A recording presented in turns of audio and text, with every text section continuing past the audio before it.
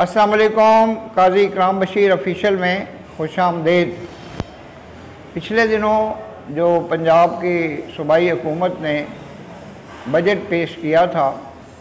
तो उसमें वो तमाम तर मुतालबात सरकारी मुलाजमीन के हवाले से जो वफाकी बजट में मंजूर किए गए थे उनके बरक्स जो सूबाई हुकूमत थी उसने पेंशनर्स को 17.5% की बजाय 5% उनकी पेंशन में इजाफ़ा किया और इसी तरह जो दीगर जो मुलाजमीन थे उनकी तनख्वाहों में उस रेशो से इजाफ़ा नहीं किया जिस रेशो से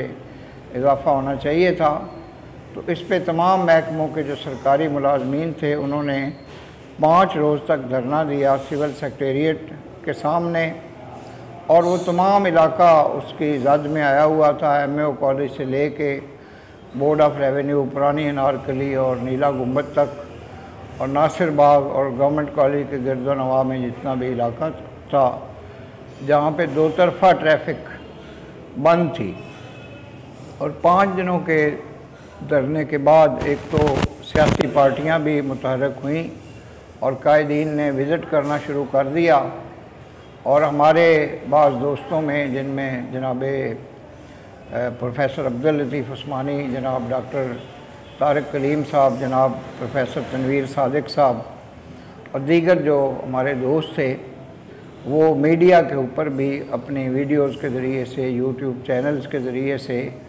हमें तमाम तर सूरत हाल से आगाह करते रहे। और आखिर में जब वज़ीर आज़म पाकिस्तान के मुशीर जनाब मलिक अहमद ख़ान साहब ने यकीन दिलाया धरना देने वालों को कि हम आपके मुतालबात जो हैं वफाकी हुकूमत की तरफ से मंजूर करवाएंगे,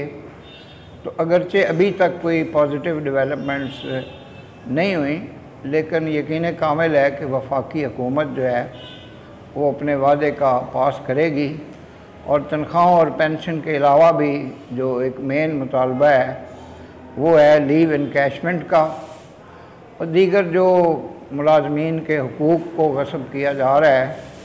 तो उस हवाले से तमाम सरकारी मुलाजमीन जो हैं वो मुत्तहिद हो चुके हैं और अगर उनके मुतालबात पे गौर ना किया गया और उनके मसाइल को हल ना किया गया